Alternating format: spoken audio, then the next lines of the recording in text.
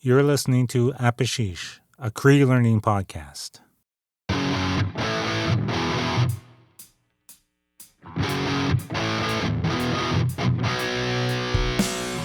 Watch it, Miss Weh. Hi, everyone. I'm Lenny Carpenter, and welcome to episode 2 of Apisheesh, a Cree learning podcast. Miigwech to everyone who has listened to the first episode. It was a challenge and learning experience for me to put this podcast together. So I appreciate all the feedback and support, all the followers on the social media. It's greatly appreciated for sure. As you notice, it's been a few months since that first episode came out, when this is supposed to be a monthly podcast. Well, the reason for the delay is that pretty much life happened for me. I had a major change earlier this year, and as I went through this transition, I realized I needed time for myself, so I put this project, among other things, on hold. And saying that, to anyone listening who may be struggling with their mental health, don't be afraid to reach out and talk to someone and seek mental health professional if you need. And that's what I did, and that's what I needed, and I got the help that I need, and I'm doing much better nowadays. But it's just a reminder that you need to take care of yourself. So as I'm talking right now, we are in October of 2025, but I recorded most of this episode back in June, including the interview, when I was originally planning to release it that month. It was during the editing of the episode that I realized I needed to put things on hold, including this, and there's been no progress really since then, including the language learning, sadly. So what I recorded back then is still current and up to date. And going forward, you hear what I recorded back in June. Before we go into what I've been learning since the first episode, I wanted to talk about the logo and the name of the podcast. The logo was designed by Robin Kioki, who's a digital artist in Attawapiskat. I discovered her work through Apisheesh Nanipik. It's a collective of Omashkegwak artists and cultural practitioners from the James Bay coast. The name means those who create along the waters of the coast. Apisheesh, or those who create, while Nanipik means the water of the coast. They have a website with profiles of Omashkegwak artists, and I found Robin's work through there. So if you look at the podcast logo, it's an image of this old, prospector tent with a warm glow taking place at dusk. So this is inspired by memories of my late dad telling stories as we lay in bed with the fire going at our spring camp. And he told me that my Mushum did the same when they hunted together back in the day. I remember he said the candles would go out, and sure enough, he would start telling stories. And this would have been common practice, where stories and legends are shared, as everyone's laying in the dark at night at camp. So the concept is the podcast is our camp, where my guests and I are telling stories. That's the idea anyway, and Robin did an incredible job of bringing the concept to life, so Miigwech, Robin. So with that concept in mind, that we're telling stories while we're out on the land at camp, you've heard animal sounds as transitions in that episode. And these are the types of animals I usually heard around our spring camp, except for the moose. You would normally hear that in the fall when we went hunting at a different place. So you had the ojajak, or the sandhill crane. The gobble type sounds are benewak, or partridges. And there's a place a short ride from our camp that we call the dance hall. And the partridges would gather there on some mornings, especially when it's clear. And they would do a dance, and we would go there with our 22s and hunt them. So that's the inspiration for that sound. With the ojajak, the cranes, they're just around constantly, and you can hear them all the time. And the goose call at the start is my niece Harlow. She won a goose calling contest one time last year, and I asked her if I can record her for my podcast, and of course she said yes, and we went to a lake nearby, and I recorded her, and I thought it was a fun way to incorporate family into it. Of course, the Niska, the Canada goose, is a huge part of our culture. So that was fun to incorporate into the podcast. And at the end of the episode, you heard a crackling sound. I recorded that one night at camp as everyone laid in bed when we were there with my late dad, and it was raining. And so what you hear is the rain pattering on the tarp roof of our tent frame, along with some fire crackling from our wood stove.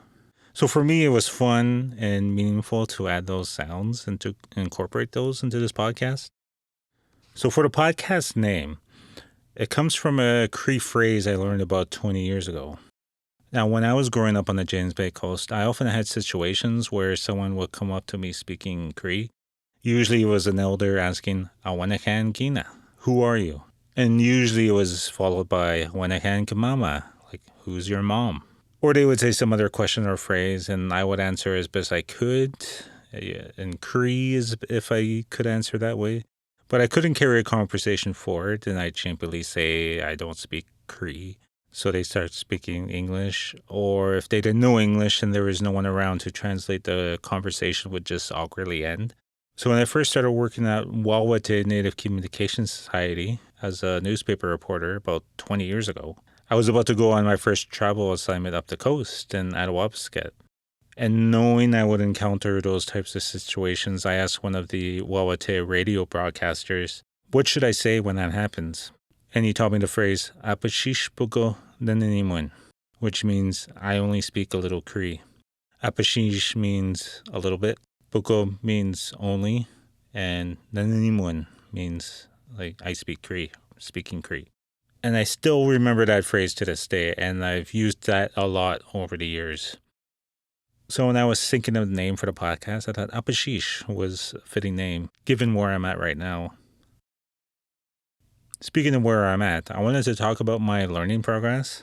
I started doing the lessons in the booklet that Angela gave me, and it came with a CD, and I managed to convert it to MP3s on my laptop. Then I transferred them to my phone. There are 21 lessons, and my general goal was to do one lesson a day, and I thought by the time we get to this episode, I would have done them all. Well, I did not. I only completed up to lesson 5. Here's what happened. So I started with the first lesson, which is about animate and inanimate nouns. Here's a clip I recorded of doing the first lesson. Beneshish. Beneshish. Boy, nabeshish. Nabeshish. Dog, atim. Atim. Muskrat, watjushk. Watjushk. Man, napel. Napel. Paddle, apoy. Apoy. Apoy. Shovel, a spit. A spit. Tuhan. Tuhan. I already knew most of the words, but there are a few that I had to memorize, like paddle, apoy, shovel, espit, lake, sagamahigan, or hammer, utamahigan. The second lesson deals with plurals, where you add uk to the word for animate nouns, or an a to the end of inanimate nouns. For example, emakwanak, spoons, astis, mit, astisak, mitts. Benashishak, birds. Benashish, one bird. Benashishak, birds. So the third lesson goes into verbs specifically to see, like with your eyes. So for example, animate, nawapa mao, esquashish, I see a girl. For inanimate, nawapa den, jigahigan, I see an axe. Nawapa den, jigahigan. So, and there's more examples. And lesson 4 is about asking questions. Mostly it's adding na after the verb to indicate a question. Gawapamau na benashish. Do you see a bird? Gawapamau na benashish. And then lesson 5 is called general conversation and has things like, if down at John, is John there? Niwi wapamau Mary. I want to see Mary. Or you could ask the question, Dante wechiyan, where are you from? Or ashtamote, come this way. And again, as I mentioned in the first episode, I already knew a lot of fundamentals. I did have some takeaways in these first 5 lessons, but I already kind of knew most of it. In a lot of ways, it was a refresher. So then we get to lesson 6, where it's about the time of day. And this is where it started to feel hard, because I'm not as familiar with those. So you have things like Buamashe Wabak, before dawn, Beit Dabin, dawn is coming. Bitabake, at dawn. Kashebayao, morning. Anush gagashebayak, this morning. Kashebayake, in the morning. Kashebayake. See, it's starting to feel difficult for me, and then this is where I started to get discouraged. So I wasn't as consistent with my learning.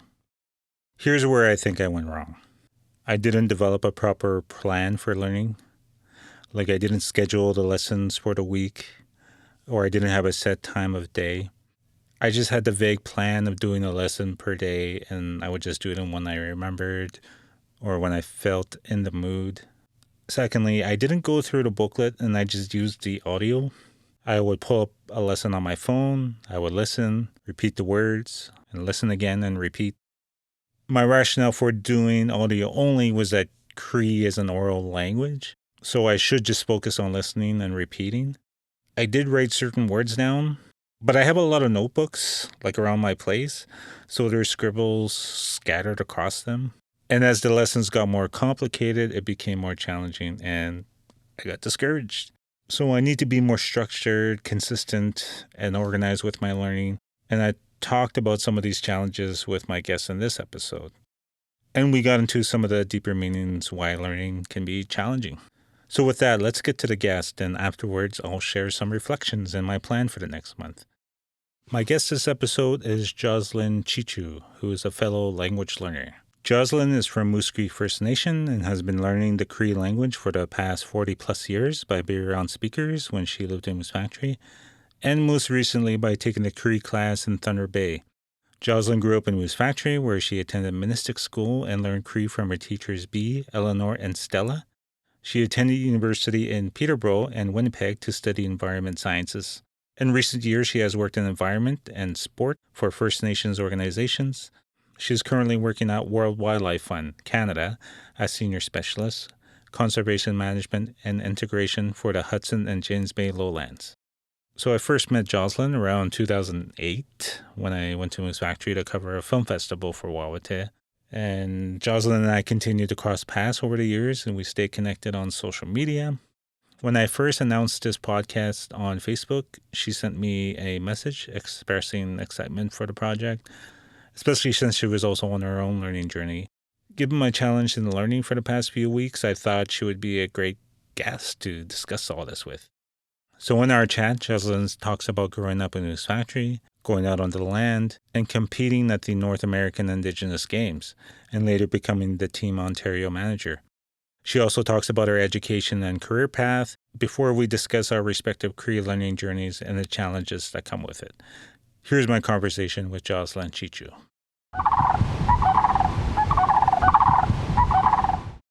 Oje Misue, Jocelyn Cheechoo, Nishnagaswin, Musni Ministik Naduntin, Thunder Bay and Dashigan. I just said my name is Jocelyn Cheechoo. Hello, everybody. I'm from Moose Factory and live in Thunder Bay. And you were just telling me like there's a story about when you first said this kind of introduction. So what happened there? I don't know if this has been your journey, but I know for myself, it's always that first time speaking publicly, right? That is always kind of gives you a bit of nerves, little anxiety there. Like, so just over a year ago, I was up in Iqaluit and I was meeting for a knowledge exchange with some of the Inuit communities, and they have a Guardians program. Anyways, they're doing a knowledge exchange and they had live interpretation there. And so I was like, this is it. This is where I'm going to, introduce myself in Cree. I got up and did it. And it was just silence. And then I, introduced myself in English and said, my name. And then I said, I'm really trying to learn my language right now. And I just introduced myself to you in my language. And then the interpreter came up to me later and she said, we were kind of, when you introduced yourself, my fellow interpreter and I looked at each other and we were like, what was that? Like they didn't know. They were like, she's speaking Spanish. They were kind of like, what was she speaking? Right. And and she told me, like, that's really good that you're trying to learn your language. Like, don't keep going. Don't give up. And I also heard that from some of the other guests there as well from the communities. So That was my first time being like introducing myself in public like that. So yeah, I just wanted to share that just to begin. And when was that? That was in December 2023, not this past December, the one before. So yeah. Yeah. So that's fairly recent. Yeah, it's like what, about a year and a half ago almost. Mm-hmm. And that was your first time speaking Cree publicly? Well, on a mic in front of people, yeah. I mean, I've in class and stuff. I was taking a Cree class here in Thunder Bay. It was year 1, and we'd started in that September, and so we're about halfway through that December, so, and had covered that, how to introduce yourself, where you're from, and where you live. So you're from Moose Factory. You're a member of Moose Cree First Nation. So what was it like growing up there for you? I mean, it's so different now, right? Like, I'm going to be 45 at the end of the month, and I have a niece and a nephew. My niece is in high school, Nameo, and my nephew CB is, going to be going into grade 6. And I just see how different it is growing up. They have, cell phones, their iPads, and social media and all that stuff. But growing up in Moose Factory was like, we were outside all the time. We had bikes, playing, hopscotch, skipping, hide and seek. Like, we would entertain ourselves outside. And I grew up in a neighborhood. There was maybe about 3 or 4 families that all had kids around the same age. So I had, people that I grew up with and that, I still talk to, and I see them in Moose Factory today. I went out hunting and fishing a lot with my parents. They wanted to take myself and my brother out fishing and hunting as much as possible. They wanted us to learn how to do that. And as part of that, they would bring my mom's parents, my grandparents would come out as well, Jane and Alec Ludet, and they were fluent Cree speakers, right? So they would, it was hard. I mean, I recall you sharing this in your first episode of, that disconnect with your grandparents because of language, right? So that was something, we could communicate with each other, but, a lot of times when they would tell stories, it was, you kind of got the gist of it, but there were probably details that as a person who wasn't fluent, they just kind of went over your head. So I learned a lot from my grandparents, learned a lot from my parents, but I also did a lot of sports growing up as well. And I played basketball, I did volleyball, I did track and field. So, I learned a lot of life lessons doing that and being active and taking care of yourself, and did a lot of traveling as well. My parents took us to a lot of places growing up, a lot of experiences, going to, basketball, hockey, baseball games. We even went to go see wrestling in Alberta, WWF. Really? Yeah, it was pretty cool. I was talking about that yesterday with my partner, my boyfriend. And was that like in the Hulk Hogan days, or? Oh yeah, we saw Hulk Hogan, we saw the Bushwhackers, we saw Randy Macho Man. Like, it was, that was, to me, I don't watch wrestling anymore, but at that time, that was something I did with my grandpa. My grandpa loved watching wrestling, right? So it was pretty cool. So yeah, it was, quite the place to grow up. But I also had a lot of opportunities that I acknowledge, growing up there. And not everyone had that. But, I feel very, very fortunate that, I did. And I see it now. Yeah. Yeah. So what did your parents do? Like for work? My dad worked, he was the fire chief for a while. And he's also worked he's worked with Mushkegowuk in Moose Cree. So most of his career was doing in emergency management, or I think now he's working with Mushkegowuk and, trying to, I would say, make our communities better places to live and safer. So that was the area that he worked in for most of his career. My mom worked at the hospital, and she started in the dental office, and now she's working in the pharmacy, the inpatient pharmacy at the hospital. And how many siblings do you have? I just have one brother. He's younger than me. His name's Daniel, and he has two kids, and him and his partner Diva live out. They used to live in Moose Factory, and they moved out to where Diva's from. Her mom's Blackfoot, and she's a part Hmm. of the Gunny First Nation there. So they moved out to Lethbridge a couple of years ago. So And you mentioned you grew up like going out on the land. Like, do you know what age that would have started around? I remember like going first spring hunt when I was 5. So holy crap, that's like Yeah. 40 years. And you have those moments you Yeah. realize like I'm getting old. Yeah, 40. Yeah, Right. I was 5 years old the first time I went out. My grandparents came out too. And we stayed out for, I don't know if it was 2 or 3 weeks.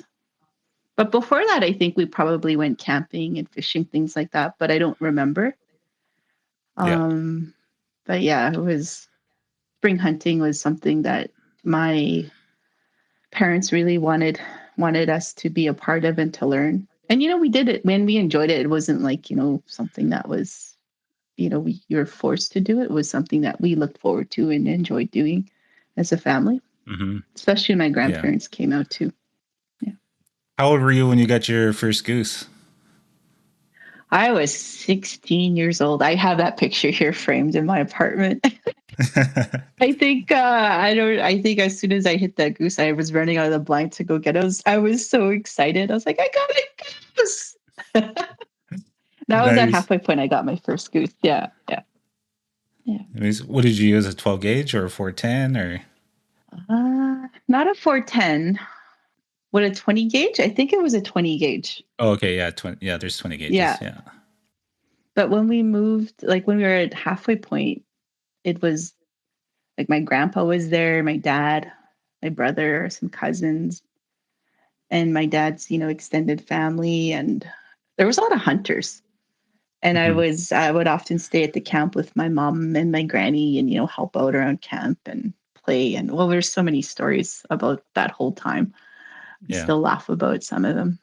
But when they relocated, moved to Kisagami, there was just the three of us, my parents and myself.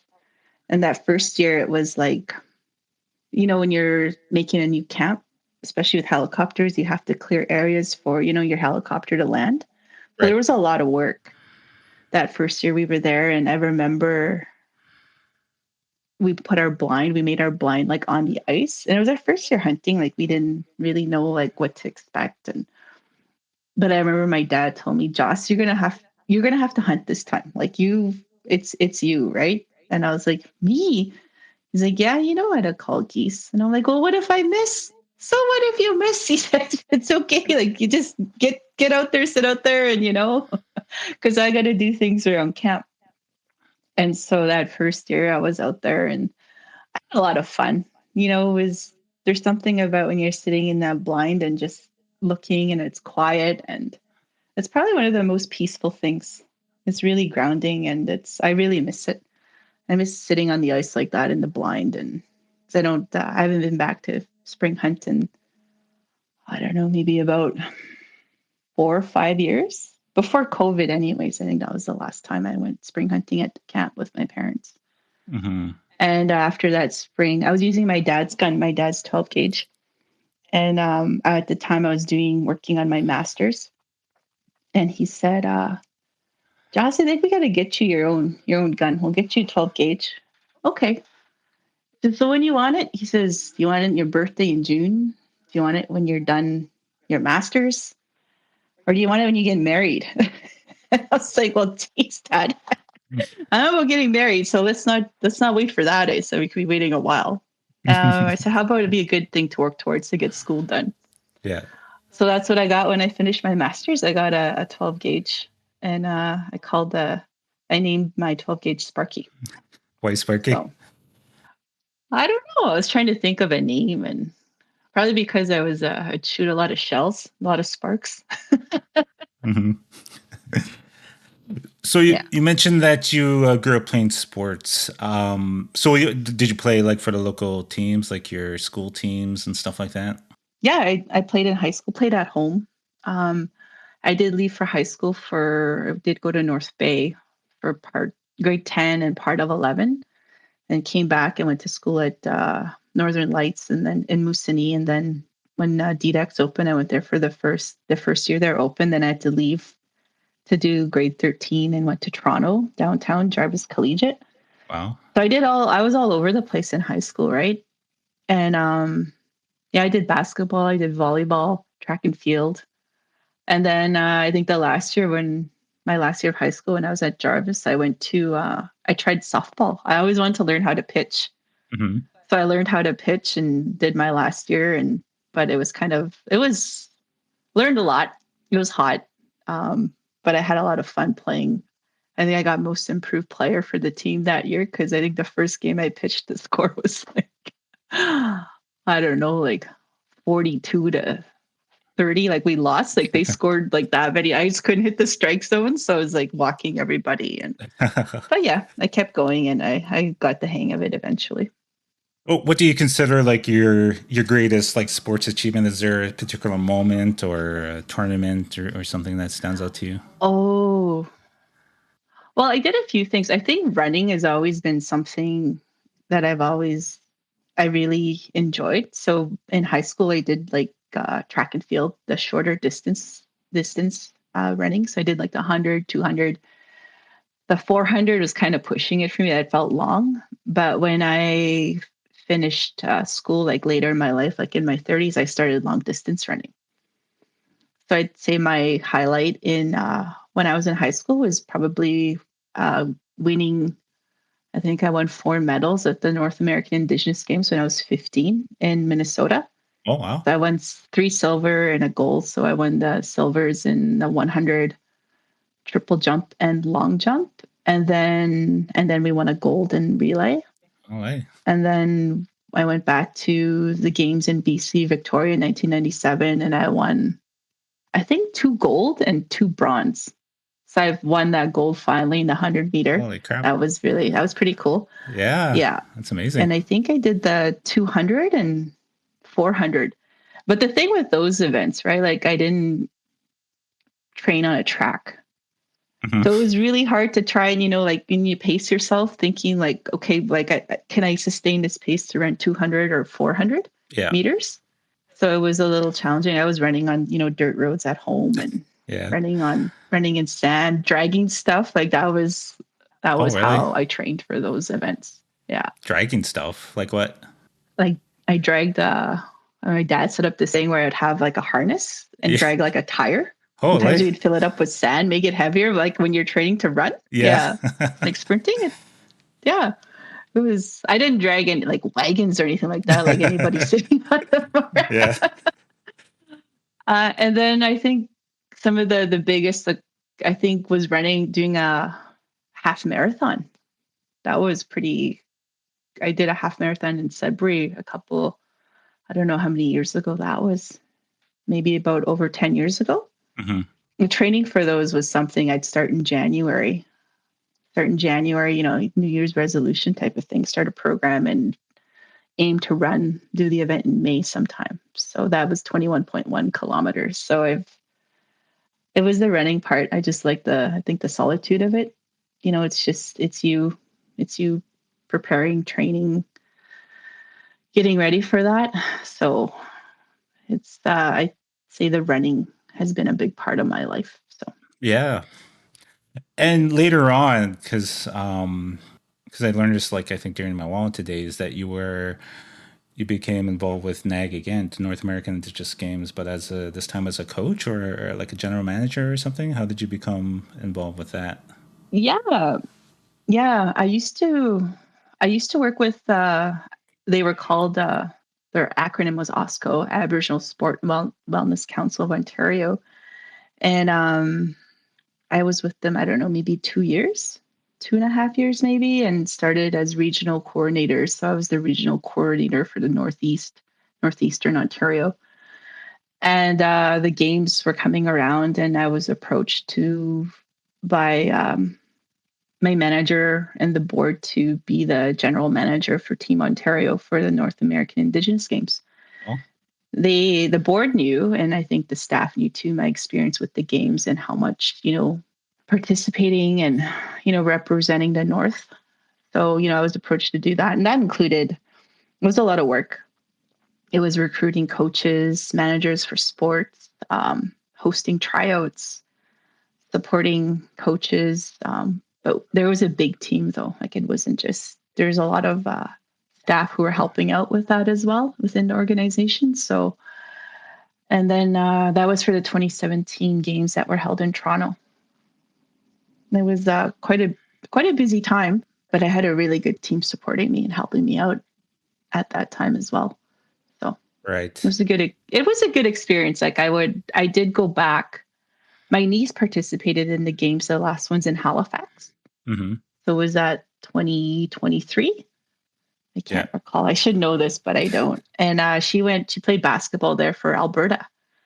So it was nice to go to be the full circle, right, of going as an athlete, then going as, part of the Team Ontario staff, and then going as, a proud auntie. So I think going as a proud auntie was more stressful than anything else, like watching, semifinal games and playoffs. And she was part of the U14 team. So there was like, the younger girls that were playing. So it was a lot of fun. I really enjoyed it though.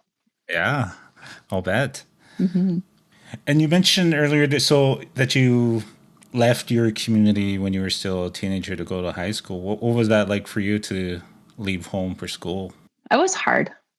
I'm really close to my family, right? Really close to my parents and my grandparents and my brother. And it was tough. I struggled. I missed home a lot. I really missed home when I knew they were going to be going out fall hunting and going out fishing and spring hunting. Like I couldn't come back to do that. But I was able to stay with like family friends. So like my aunts on my mom's side, her husband's sister, I stayed with them in North Bay. So I knew them. They knew my parents and my family, and they were great boarding home parents. They'd come to my basketball games and my volleyball games. They'd come watch me run track. Like they were great. But it was hard. It was hard leaving. I missed home. I wanted to come home, I think, just to do another year, just to do some of the another year of high school at some point when I left. Yeah. Because I knew once I was done high school, it's like there's no options to do, post-secondary from home. So I kind of knew I'd be gone for a bit of a haul after that.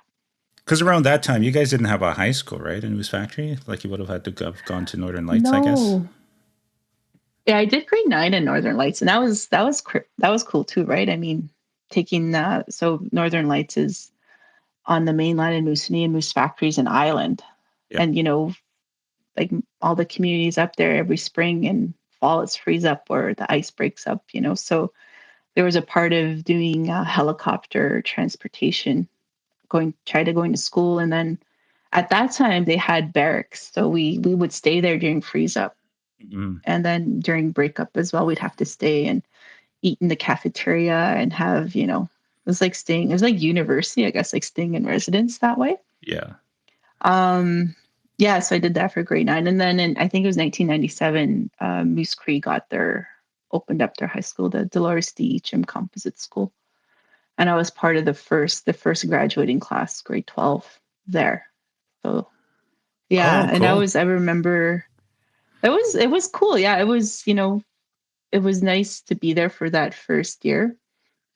And I left after that to do my last year of high school. And at the time you needed to do that last year if you wanted to go to university. And I, at that time, I wasn't sure about university, but my mom was really, take that extra year, do it, and you'll have more options to consider when you're done high school. So where did you go and what did you study? I went to Trent University in Peterborough, and I did my undergraduate degree in environmental resource science with an emphasis in Indigenous environmental studies. So that was like, it was so cool. Like, I just loved it. Like how when you're in the bush and you're learning from, like your grandparents or your uncles, aunties, your parents, but having that science side complementing what you've learned growing up. Mm-hmm. Like we would go out, we would do labs out at lakes and marshes, wetlands. I was really close to being a chemistry major. Like I really enjoyed, the STEM, like the sciences. But where I was challenged was I didn't have the math background. And I think it was really tough at that time with grade 12. And it was grade 12 when I was at DDEX where they didn't have a grade 12 math teacher. Oh, So it was geez. kind of, it was hard. It's difficult for, our communities to recruit STEM teachers. And I don't know, maybe even wider, areas now with teachers and keeping them. So I didn't have like a grade 12 advanced math teacher. So I had to try and teach myself that on my own for a semester. Wow. But so I graduated, I did 4 years, and that the Indigenous Environmental Studies was a new program they started, I think, in my second year. And that really shaped where I wanted to go with my career, with doing graduate studies.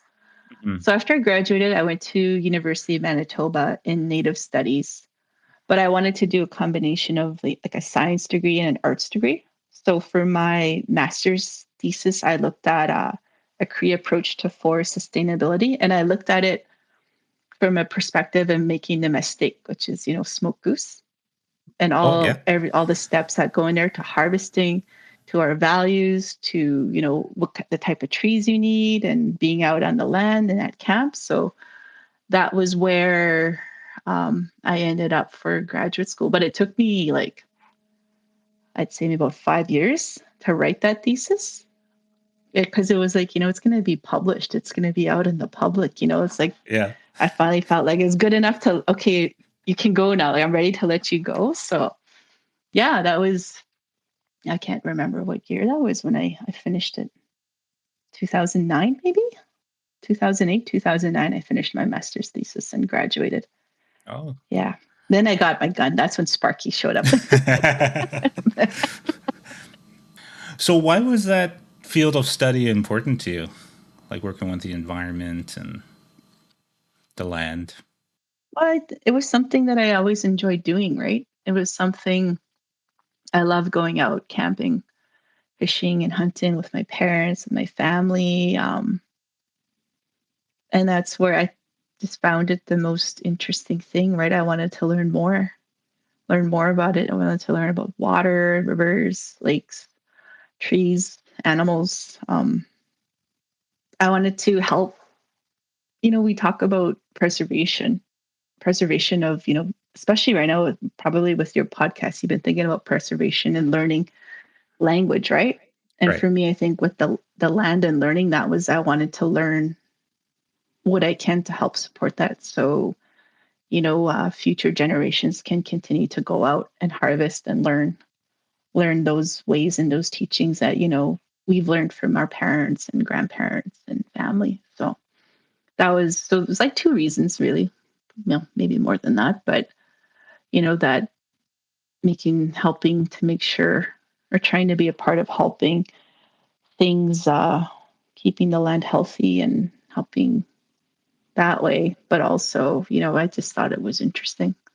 Yeah. It's a nice place to be out there. So, yeah. So what kind of jobs did you get after you got that degree? Wow, I had a few. So I did some work with Moose Cree. I worked in their lands and resources department for a couple of summers. I think that's where I had a summer student job, and also did a contract in university, working on their land use plan with them, helping them develop a consultation protocol internally. So that was interesting. We used kind of case studies and, met with different groups within the community, like youth, elders, women, men. And then actually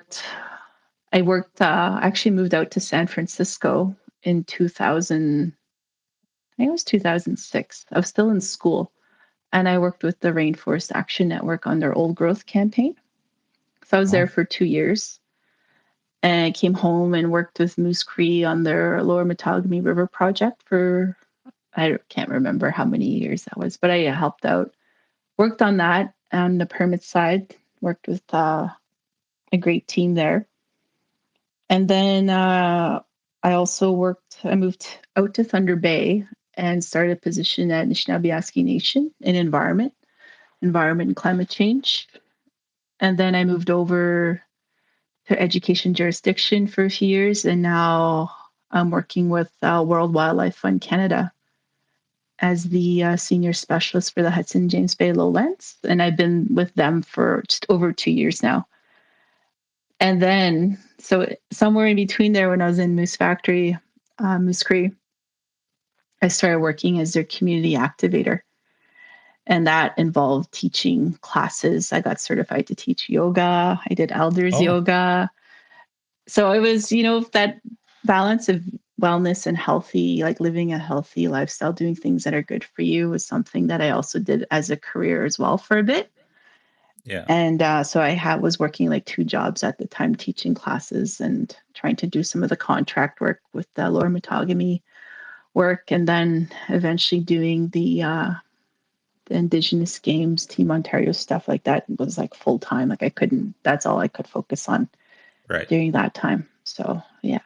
So, I always wanted to come back to working in environments. So I'm back, and this is working with WWF is full time. And yeah, it's an interesting time in the environment and Indigenous communities, especially up north. So what's been kind of your biggest takeaway or something you feel that people in our communities would be interested to learn in terms of like what's been happening up in our territory in Northern Ontario with climate change and the environment? Is there anything you wanted to share about that? I've heard repeatedly from communities and organizations is how under-resourced our communities are in terms of like having a lands and resources department. And it's not just money, it's staff, it's office space, it's equipment. I hear that a lot of communities want to have their own monitoring, like guardians type programs, so that they can be out on the land, be the eyes and ears.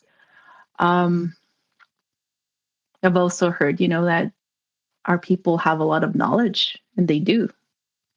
We have a lot of knowledge, and it's time, I think, that it's time, and I see it happening where there are, partnerships happening between researchers, organizations, and I would even say governments, like ministries. And, our community members are sitting at those tables now with some of those partnerships. It's not happening everywhere, but it's happening, and it's good progress to see. And with climate change, I mean, it's I find, I get a little anxious around summertime. We're seeing more fires happening, forest fires, evacuations. Like it's a stressful time for communities, and things are changing, right? We see how sometimes, I think not this year, but the year before, the winter road season was really short.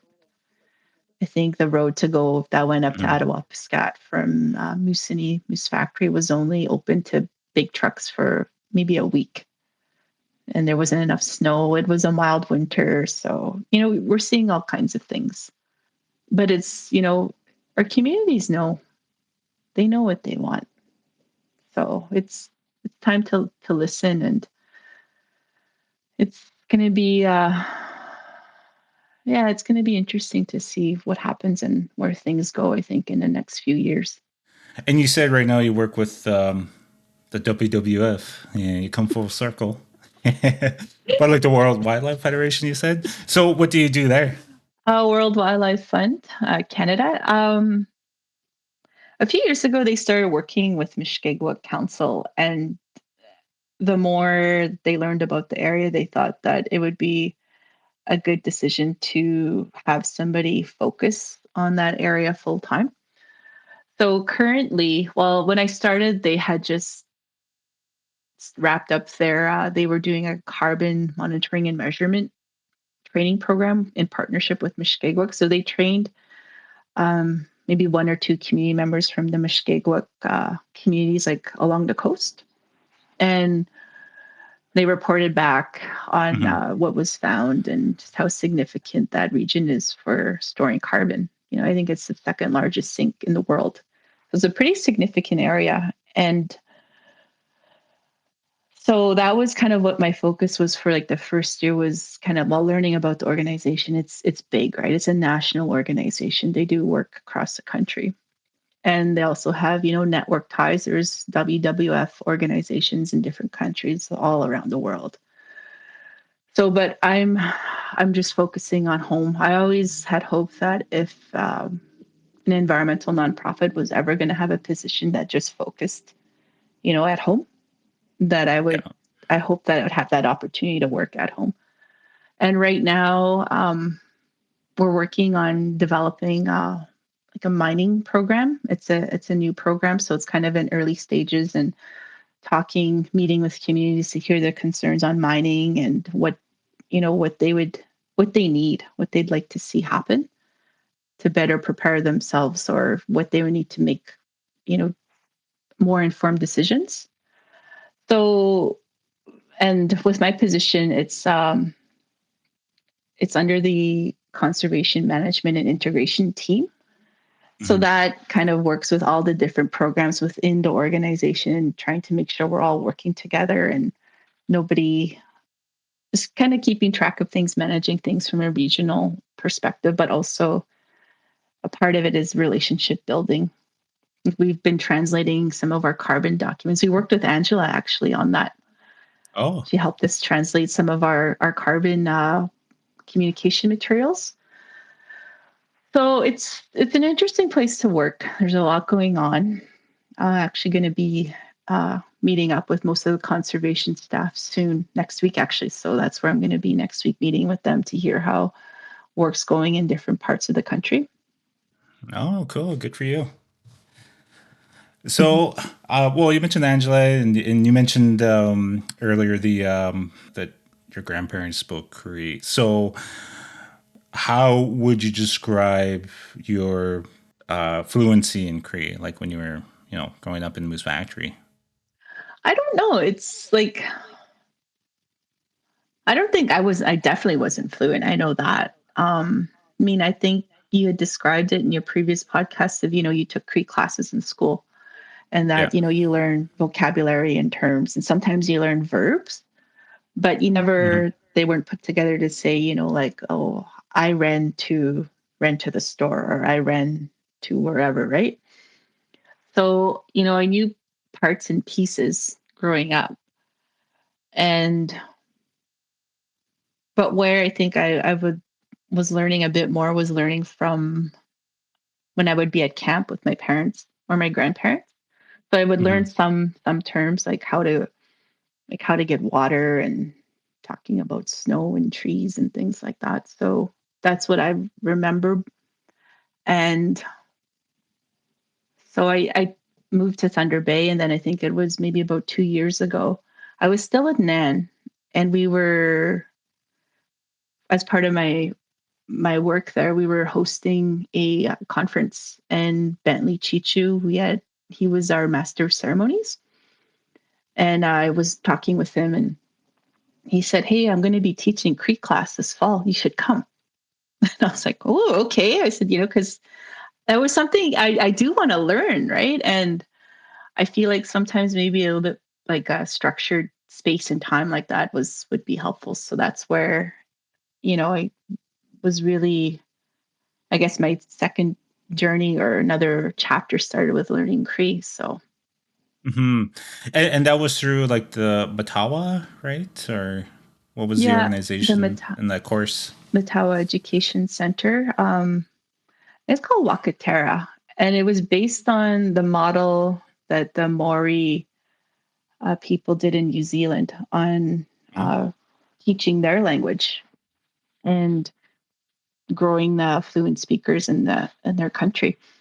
And so they use a similar model here. They have classes for Ojibwe, Ojibwe and Cree.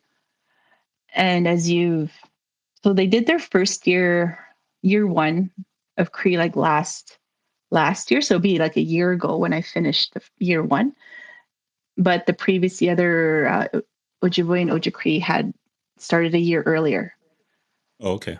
And so, yeah, so this year they didn't have a year two, which I would have taken there. I think it was an issue with finding instructors and also probably students. Our finishing class last year was pretty small. But Mhm. this year there was more students that finished. So I was invited to come out to year one again and come and, listen and practice speaking and, hang out with the students and the learners. Mhm. Yeah. So they have like a curriculum, right? They call them G-mans. So I think there were 6 G-mans and they cover different things. They also had assignments. So some of them were like kind of like poster type of assignments. Some of them were written, and some of them, the last the last one was a presentation on somebody you admire. So that last one, I did mine on my gukum, my granny, Janie Ludick. That was by the time I got to that, I think that was like about a year ago, maybe in May. I was working on that, and took me a lot of time, but I really wanted to do a good job. And when I did it, I was talking. It was like kind of these learning phases, right? Like it's learning the language and speaking it and trying to speak it. You go through that thinking there's, some parts of you where you're sad. I wish my granny was still alive to hear this. Mhm. Yeah. And then you're kind of laughing because you remember some terms, right? And then you're learning some terms that are, kind of funny, maybe a little inappropriate, not suitable for work. Yeah. And but I remember thinking at one point, I've traveled a lot. I've traveled to countries where English isn't the first language. I took Spanish my first year of university, first year Spanish, and I took French. I took I even was I've been to Italy a few times, so I've tried to learn a bit of Italian. And I thought, why can't I take that same approach with Cree? Why can't I be that fearless and that, when you're in another country and you're trying to communicate, why can't I do that with Cree? So that's Yeah. like when I got to that presentation point, that final presentation, I was like, I'm just going for it. And I did it, Yeah. So that's how I was able to take that, I'll say that plunge. But, it's hard when you don't have speakers around you to learn. And Mhm. so it's tough to remember it, to speak it, right? So, yeah. So how did that course work? Like you went to a class every week or something, or? Yeah, it started in September and it was like Tuesday and Thursday evenings from 6 to 9. So it Oh. was, yeah, and they would stop for like Christmas break for a couple of weeks, and then they would stop for like March break for a couple of weeks, and it went right till the end of May. There's a curriculum, right? So one of the first things that they teach you is, how to introduce yourself, where you're from, where you live. Mhm. And then they talk about, family relations, like your dad, mom, sisters, siblings. And they go over like, weather. It's kind of like, probably what we learned when we went to school. Yeah. And then they'll start talking about likes and dislikes and describing like traveling like distances and directions. So, you learn a bit more like sentences and I think they did cover this too. And I was going to school at Ministik. I had some really great Cree teachers there. Like I just want to give, shout out to them, Stella McLeod, Eleanor McLeod, and B. Chimchina. So yeah, I just want to say, Yeah. I still remember what they taught me most of it. So, and then they did counting as well, and weather and months, days of the week. And Right.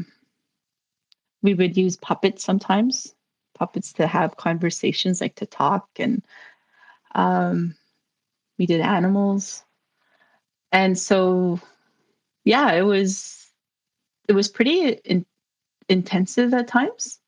And it was nice. Mhm. Like Bentley was there, but there was also another instructor. Her name's Becky, and she was on a learning Cree as well. Like she's I think she did the first year of I think it was Oja Cree, she told me.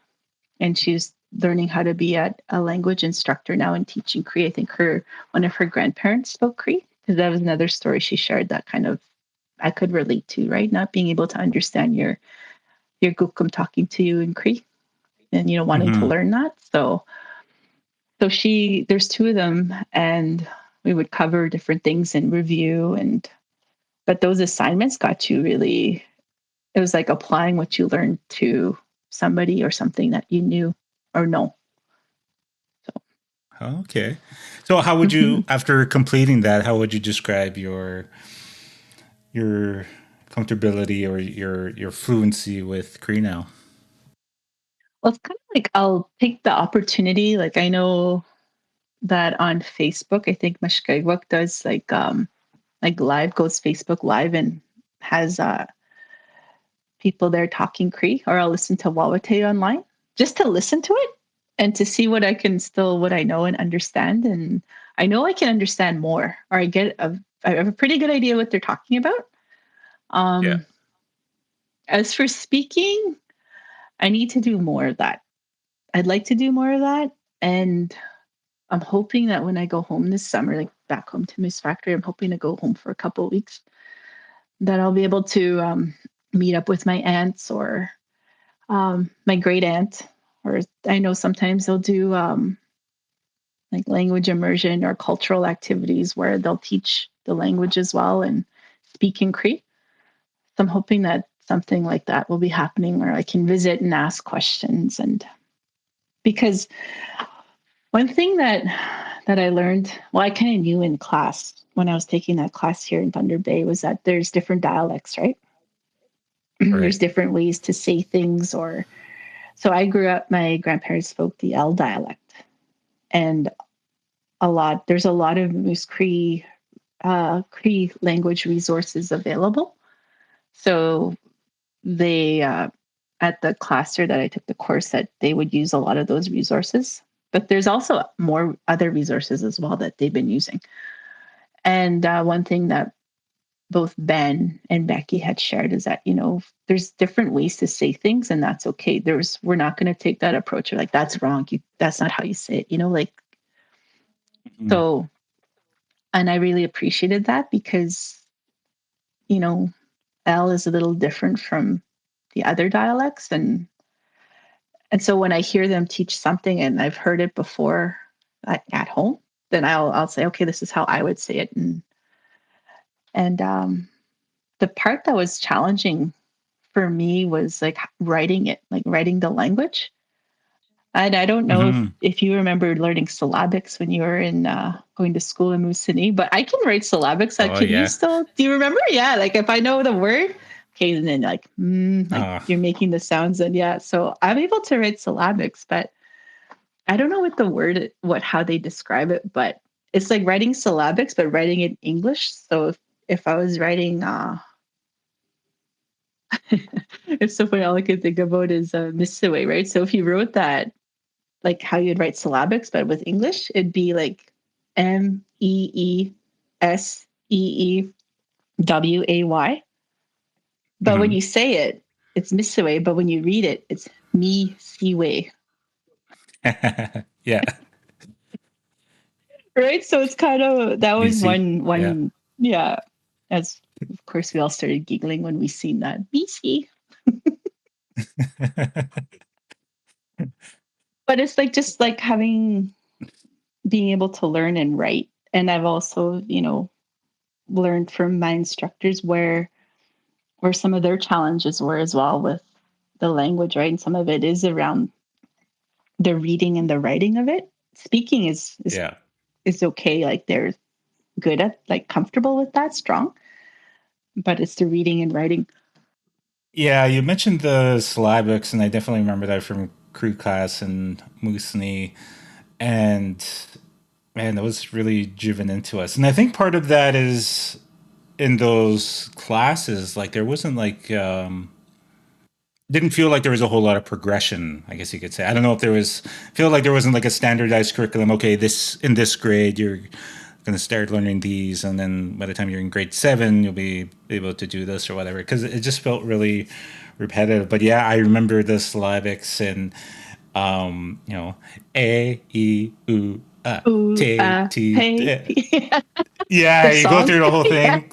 Yeah, like the teacher's just going, on the chart, and we all had to say Yeah. it along and stuff. Like so many times we've done that. So it's definitely driven to me, and I think I remember most of it. Like if I see something written in syllabics, I can, for the most part, I think sound it out at least. Maybe I won't understand it, Hmm. but yeah, that's the biggest thing I remember about the Cree class is just how kind of repetitive it got. And honestly, I've been struggling with learning like in this since the first episode, and so Angela gave me that instruction booklet with the lessons, and I had a CD which I was able to convert digitally and put it on my phone. But I think the biggest thing is I'm just not really structured with it. I don't have a consistent schedule, or I don't like have a proper sit down a whole lot. I've been really mash, as they say, with like how my plan and how I'm planning it. Like yeah, just mash planning. Like I just do one lesson a day, and then I just don't I was don't not really do expecting to it. hear Mamash in your podcast. That's cool though. I like that word comes up every once in a while. Don't be Mamash. I don't know. I kind of see it as meaning like improper or not I complete. described it as half-ass. Don't be Yeah, or half-ass. half-assed. Exactly. Yeah. Yeah. Like if my one of my parents is like telling me to sweep or clean or something, don't do it, mamash. Like they'll say it like that. Like, do it right. Do it good. Yeah, guayisk, Yeah. guayisk. Yeah. Yeah. Yeah. But anyway, so yeah, I've been really consistent with it, and I feel you know kind of bad Do you about have that. the So do you have the Omashkego? Is it Angela's app? The Cree yes, Cultural yeah, I have that LCCC? here. Yeah. Yeah, yeah, this one here. Yeah, I have that one. There's another one. I have a Moose Cree one, Moose Cree phrases. And then the Moose Cree dictionary I have too. So Hmm. the Moose Cree phrases, the ones are cool that when they say the word, when Yeah, there's, you could hear them. So I like those are really helpful. yeah. But yeah. So when you were doing the course, so you had the class every Tuesday and Thursday, but were you like during the rest of the days of the week, were you like practicing it? Did you have a routine where you would sit down and write it out or sound it out or anything like that? Well, I remember in syllabics, right? And Yeah. most of what I learned in that first year, I think we learned when we were in school, I Oh, guess, what okay. did you go to MPS?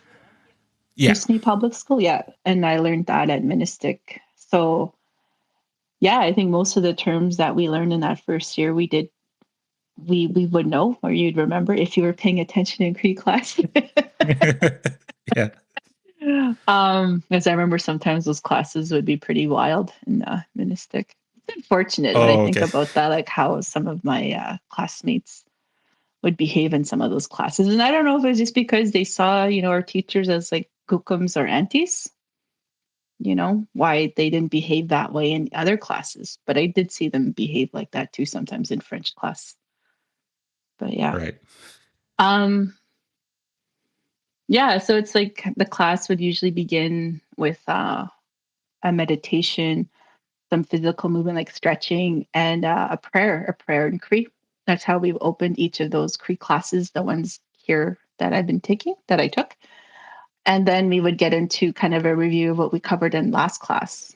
And then there'd be some kind Hmm. of, and then we would cover what's that lesson.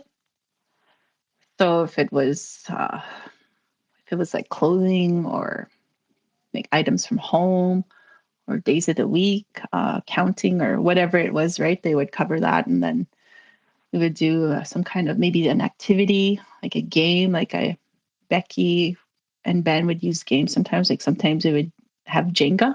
Remember Jenga? All the blocks. Yeah. And they would Yeah. rate different categories. It's kind of like categories of what we had covered. Or sometimes they would Oh, do okay. Jeopardy.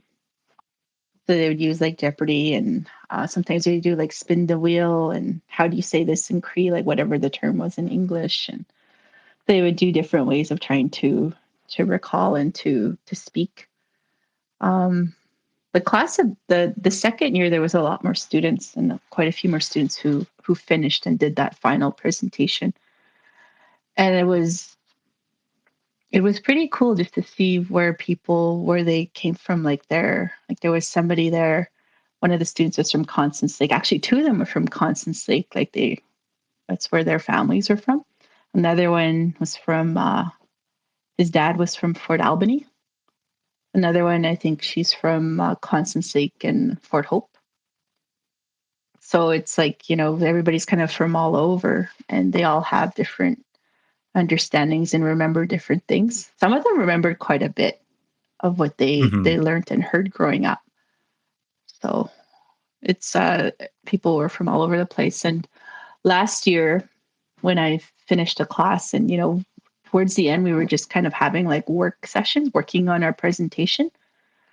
I'd come home and I'd do some of the work on my presentation. If I had a question, I'd be like, hey, how do you say this? Or how would you say this? How would you describe this? And include that.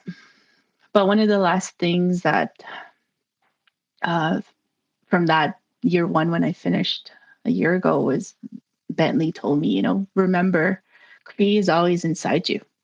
It's always there. He said, that was like kind of his graduating, final words to me.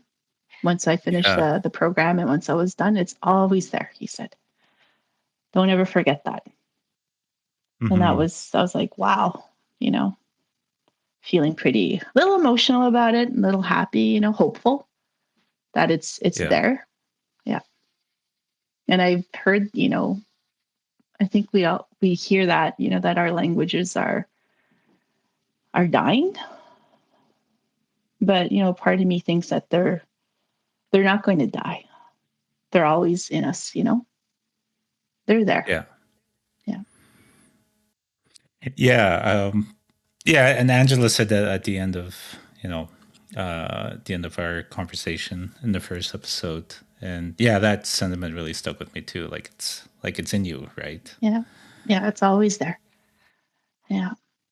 We had lots of fun though. And that's the thing. Like there's always laughter and enjoying ourselves in those classes. And I usually would sit with Ben the second year and we'd be chatting away, talking, and I'd ask him how do you say this? Or how do you say that? Or do you remember this word? And, he's, even as his experience as an instructor too, he was sharing that he talked a lot more at home now with his wife than they did before he started teaching that class. So it'd be nice if something similar could happen, like at home, like, whether if it's virtual would be, as an option, but it doesn't beat being in person. You know what I mean? Like, I think if there were virtual classes, I would try and attend, but you can't beat being there in person with, your teachers and your classmates. Or even like, I've never heard of like a Cree immersion type of program or something happening. So that'll be nice if something ever like that ever happened. You mentioned that I guess the project of making a speech or something, preparing a speech in Cree that you said was about your granny. That sounds like a good exercise, and maybe that's something I should incorporate into. And it was like introducing her, right? And how you're related to her, your mom or your dad, like how that kind of explaining that, where she was born, where she lived. And it was kind of cute because, we talked about likes and dislikes. So I said, she liked watching the Golden Girls. So I literally translated Golden Girls. I talked about she liked to watch Days of Our Lives and the really bad man, Stefano Demera. I even had him bouncing in like as part of the PowerPoint. Talking about her family, her children, her first husband, and then, my grandpa, her second husband. But, it was revisiting that, the challenges she had in her life too, right? It was quite the journey to go through that, to work on that, and talking about the pieces I talked about where she liked watching the Blue Jays. She'd work on her moose hides, her moose yan, and stretch them and tan them. She would make her sew her mitts and moccasins, things like that. So it was kind of Mm-hmm. going through that and presenting it. And yeah, and I did actually, I wanted to present that to my aunties. And I did share it with my mom. I did present it to my mom when I got home last summer. So maybe it's time. I was thinking maybe that could be something I could do this summer and ask. They probably would have things to add. Like this, the first assignment was actually kind of talking. It's supposed to be like an essay, right? And what I ended up doing was I kind of wrote a script about these two moose, a cow and a bull that meet in October on a Friday night, and what they talked about. And so that was my first one that I did. That was a lot of fun. Of course, I had to I told my auntie about it, and she was just like, "Oh, you should talk about." And she had a few things to add. That I don't know if she was kind of describing the bull's antlers or something like that, or like how you would describe the moose looks nice. Or so, yeah. So I tried to be a little creative that way and trying to apply it.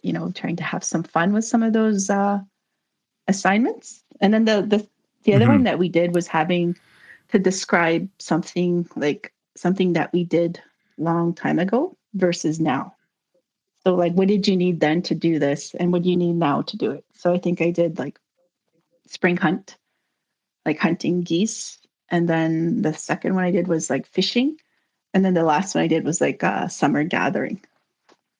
So that's how they structured their assignments. Like there's 3 of them that we had to do, plus coming to class and participating, and attendance was pretty important as well. So, what plans do you have, if any, like to continue your learning going forward? That's a good question. So it was funny last summer, part of my job, well, it was a work trip. I went up to Fort Severn, and there was there was a group of people that were at this cookout we had, and they were talking in Cree, and I was able to understand them. And they were kind of like one of the ladies, the elders came up, and I went to go sit with her and talked with her for a bit. And she says, "We knew you understood us." She said, "She's like, we knew you understood us." She said, because most of the people who come from organizations like where I work are non-Indigenous, right? So I was kind of sitting Right. there, and she says, "We knew you understood." But I think that's part of it. Like I want to keep learning because of my job, but also I think Right. I like learning it. Like it makes me feel connected to my grandparents, to my family, and some of the stories you hear, like it's just not the same when you translate them into English.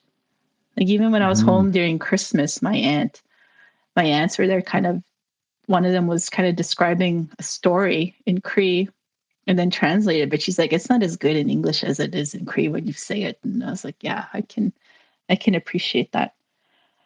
I'm hoping that they're going to have another year 2 here in Thunder Bay for a Cree class. There's talk about it, but I think they're waiting to hear about funding. So if there's no funding, Mm-hmm. it's not the year 2.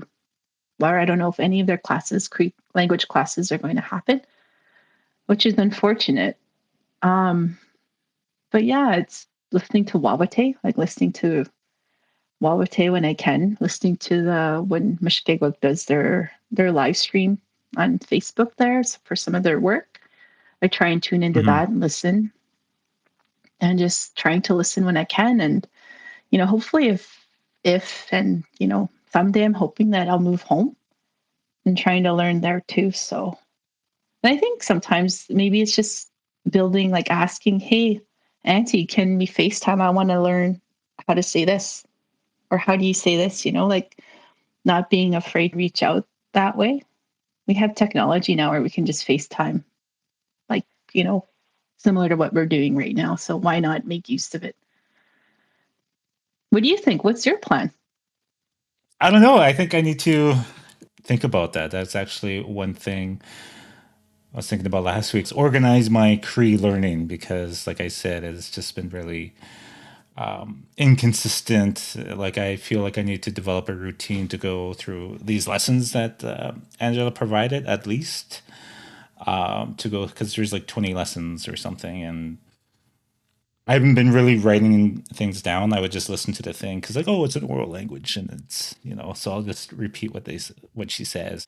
Yeah, I just haven't been consistent with that, so I think I need to sit down and develop a routine and be consistent. And maybe I'll go to some of my relatives that are speakers, because I feel I'm realizing how fortunate I am to have that access to speakers. Hmm. My uncle from Adawapska, he was in town a couple of days ago, and I was driving him around, or like my mom that I can go see anytime, pretty much, and stuff like that. And I feel like I'm taking that for granted, so that's something I should try to, take advantage of. Are you afraid? Like, are you afraid of making mistakes or saying something the wrong way? Like, do you face that, like, as somebody, as a learner? Yeah, you know what? Yeah, I remember one of the lessons that I did. There's a couple of things that I heard where, wait, is that how you're supposed to say it? I feel like I've been saying it wrong, and this whole time. Yeah, so there's definitely like some shame related to it. Like, oh, I think I've been saying this. I always thought it was this way, and maybe I've been saying it wrong. And also, yeah, even there was one where it was getting a bit challenging, and I was getting a little discouraged, and like, oh, that sounds hard. I'm just gonna not continue with this. And once I sit down properly and like be more organized, maybe I'll continue with this part. Hmm. And yeah, I think that's part of it. Yeah. I think one thing that I've noticed, like, I'll say, like, when I was in school, like, you know, like Ministik, there was definitely, it wasn't, like getting laughed at by fluent speakers is, that never helps. Even though they're not laughing at Mm, you, they're laughing because you mispronounced something or said something totally different than what you were trying to say. But now I'm yeah. finding a lot of the fluent speakers it's a lot more of a safer space to learn. They're more, Hmm. they know like what that will do to you if they laugh, right? Your efforts in trying to learn. Yeah. So I'm finding there's a Yeah. shift even with teachers now, like people, fluent speakers, and trying to be supportive of people who are trying to learn. Yeah. Hmm. One thing, I don't think had a whole lot of experiences like that where being laughed at for mispronouncing. I remember my dad was pretty good about correcting me just to Hmm. make sure I'm saying it right. But I remember one time, and actually, I was in Fort Albany visiting my mom's side of my family, and I don't know how old I was, like 10, and I remember the phone rang, and I answered it, and this is at my late aunt's house, and there's a lot of people living there, like my cousins, my brother lived there, and my gokum, Yeah. and my mom's mom. And then anyway, so I answered, and she was speaking Cree, and she asked for my gokum, and I learned in Cree class like to say you say nukum to say like Nuka? my Yeah. granny. Yeah. I think I had recently learned that like in Cree class that time, whereas normally like day to day, like at home, like we would refer to her just say gokum. Mm. So I was on the phone, and she asked for her, so I yelled nukum, nukum, and people started laughing who were nearby. It was like, you know what you're saying? You're saying my granny, my granny, and they're kind of laughing about it, and I felt a sense of shame. Hmm. I mean, I was laughing about it with one of my cousins like a couple years ago. Yeah. Like I remember saying that, like, and I don't know if that's part of it. Maybe that's why, subconsciously why I maybe didn't make a stronger effort when I was younger. But that Yeah. memory sticks out to me when I was like one of the few times that I'm trying to, especially in Fort Albany, where most people there, my family members are, fluent speakers, and one of the few times that I've actually tried to speak Cree, and Yeah. then I kind of get laughed at. So Yeah. it's just something I'm realizing now, actually, as we're talking about it. Yeah. Yeah. Did you have any moments like that? Yeah. Well, not a lot, but when those efforts, when you try to speak with somebody that is a fluent Hmm. speaker, and it's usually kind of like the older generation. Not so much like, like kind of there's like some of the people that would be elders who have passed on now that were kind of, would laugh, but they're not like laughing like at you. They're laughing at what you said. And it's kind of like, Yeah. well, correct. what am I supposed to say? Instead of like keep going and laughing. Oh, she said this, she said that, and I can't remember specifically what I tried to say, but I just remember that feeling not defeated, but just kind of like, well, why would I try if I'm just going to get laughed at? Do you know what I mean? It's kind Right. of, yeah. Yeah. And I wasn't embarrassed. I wasn't ashamed. I was just kind of more like mad. And I was Right. like, I didn't want to say, be a jerk about it to this elder. But I don't know if I would have done it now if I would have took a different approach and just say, look, I'm trying to learn. How do I say it? You're not helping by laughing at me right now. But, I think things have changed. Like that was a long time ago. I'd say that was maybe over 30 years ago. So I think the area and space on learning the language has changed big time since then.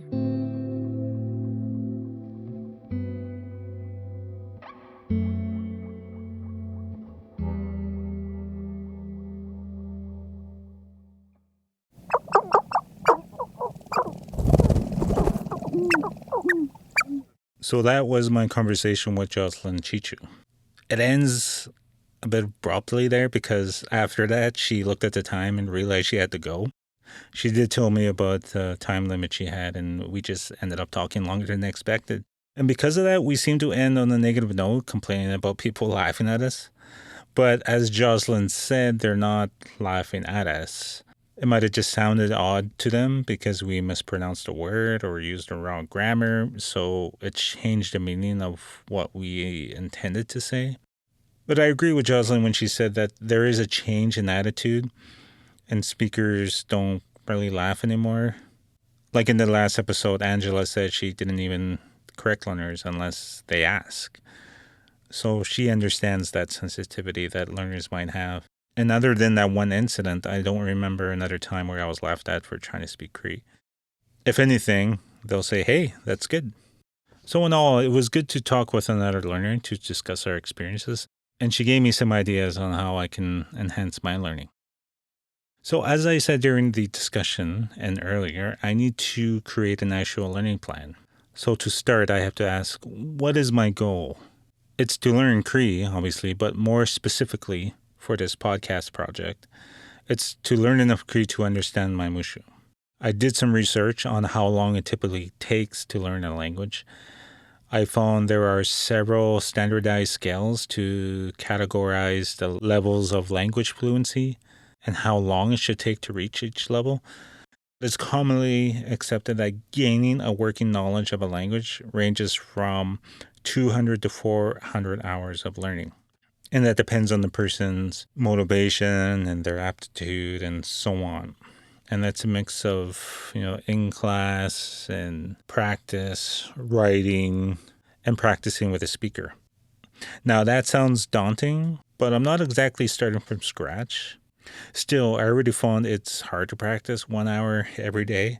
But to be generous with myself, I'll aim for 5 hours a week and spread that out. So if I aim for 5 hours a week for 40 weeks, that works out to more than 200 hours of learning and practicing. So that's the plan, 5 hours a week. And I'll focus on one lesson per week. And I have a dedicated notebook now on where I can write out the words. And for now, I'll continue to work on the lessons and the booklet that Angela provided. I should have done this at first. Like, why am I only doing it now? I don't know. I think I was a little arrogant to start thinking, I have this booklet, it's easy to start. But that was a humbling experience, I suppose. And it's better late than ever. So this is the part where one of my parents would have said, "Ega dene." Like, that's the way to do it. Anyway, that's it for this episode. Stay tuned for the next one in a few weeks where I'll talk to another guest and provide another learning update. Hopefully I'll have made much better progress than what I made to this point. So, Guana Batama, that's enough for now. Shchimegwech. Wache. Apisheesh, a Cree learning podcast, is produced and hosted by Lenny Carpenter and supported by the Indigenous Screen Office. Logo designed by Robin Kioki. Goose Call provided by my niece, Harlow Carpenter. Greater Yellowleg recording by Thomas Magarian. Sharp-tailed grouse recording by Andrew Spencer. Moose recording by Lars Edenius. These and other wildlife recordings are accessible on xena-canto.org. Like or follow us on Facebook, Instagram, Blue Sky, and TikTok. And you can send any questions or comments to apisheesh@gmail.com. Miigwech for listening.